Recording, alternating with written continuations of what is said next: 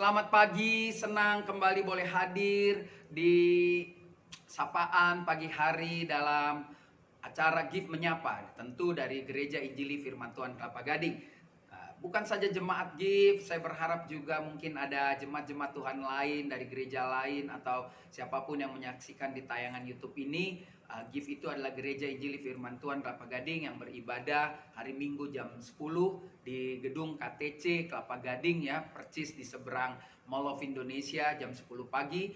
Anda boleh datang bergabung bersama-sama memuji, menyembah Tuhan dan menikmati kebenaran firman Tuhan.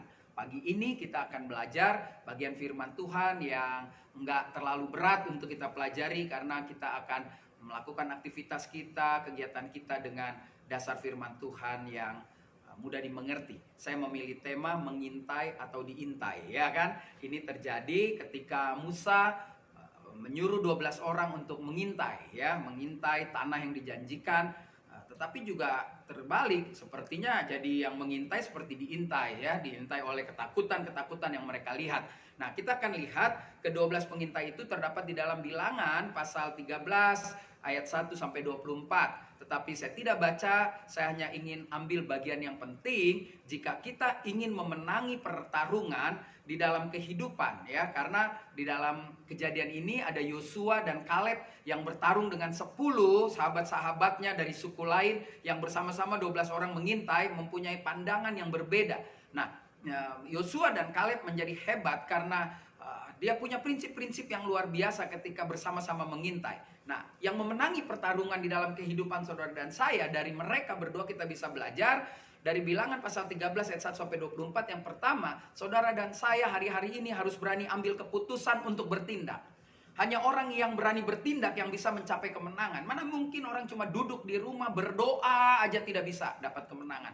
Ya, saya nggak bilang doa nggak ada kuasanya, doa ada kuasanya. Tapi kalau kau berdoa aja lalu kau bilang Eli aja ada burung gagak datang. Kita sekarang belajarlah, diri kita bukan Elia, ya sadar aja, jangan nyama-nyamain diri. Oleh karena itu, saya mau kita dengan rendah hati belajar dari burung di udara yang dapat berkat. Berarti dia tinggalkan sarangnya. Waktu dia ada di sarangnya, ya dia mengerjakan tanggung jawabnya. Kalau kita ada di sarang kita berdoa, lalu kita harus keluar. Itu sebabnya yang pertama, dari apa yang dilakukan oleh Yosua dan Kaleb, ambil keputusan untuk bertindak. Dan kedua, lihat, mengintai atau mengamat-amati segala sesuatu yang menjadi tujuan hidup dengan dasar atau detail yang benar. Jadi tujuan hidup saudara dan saya juga perlu dipelajari. Kalau saudara mau buka toko bakmi, saudara harus mengintai banyak tukang bakmi, di mana kelebihan kekurangannya dengan detail yang luar biasa. Orang Kristen pasti dibimbing dengan pertolongan Roh Kudus, ada hikmat, pekerjaan yang kita dipercayakan oleh Tuhan, kita amati sebelum kita masuk bekerja di sana. Bahkan kalau kita bergereja pun kita bisa mengintai, kita amati apakah gereja ini adalah gereja yang sesuai dengan apa yang Tuhan mau. Nggak salah saudara.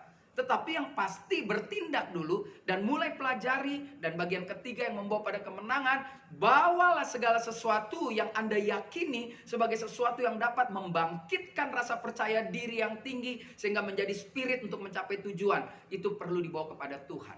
Jadi 3 bagian yang bisa kita pelajari dari 2 orang yang mengatakan bahwa kita harus bertindak, kita harus perang, kita harus ambil tanah itu. Karena saya sudah mengintai dengan pasti apa yang menjadi janji Tuhan pasti terjadi. Mereka orang raksasa akan kita kalahkan. Kenapa dikatakan begitu? Karena percaya diri yang tinggi dari Yosua dan Kaleb meyakinkan Musa bahwa inilah jawaban dari Tuhan, bukan dari 10 orang itu. Tentu kalau saudara baca bagian ini, saudara tahu apa yang diterima oleh 10 pengintai yang berbohong. Wah, ini sederhana sekali. Hari ini Kamis, dengan penuh sukacita saya sampaikan kebenaran firman Tuhan, kiranya mampu memotivasi kita di kehidupan kita ke depan sampai kita akan melihat kemuliaan Kristus dinyatakan dalam hidup kita. Maju terus dalam Tuhan, jemaat Gereja Injili Firman Tuhan Kelapa Gading. Percayalah, kalau kita mengintai, musuh mengintai kita juga, kan? Mengintai atau diintai, tapi musuh tidak akan bisa menjatuhkan kita. Ketika kita melihat dari kacamata Kristus, apa yang ada di depan kita, itulah yang dipersiapkan Tuhan untuk menjadi yang terbaik dalam hidup saudara dan saya. Maju terus, ambil keputusan untuk bertindak, pelajari, perhatikan dengan teliti, dengan detail apa yang akan kita lakukan lewat tindakan-tindakan itu. Lalu jadilah orang yang berani membawa segala sesuatunya dengan yakin ke hadapan Tuhan, sehingga Tuhan akan menyempurnakan semua yang akan kita rencanakan dan itu membawa hasil.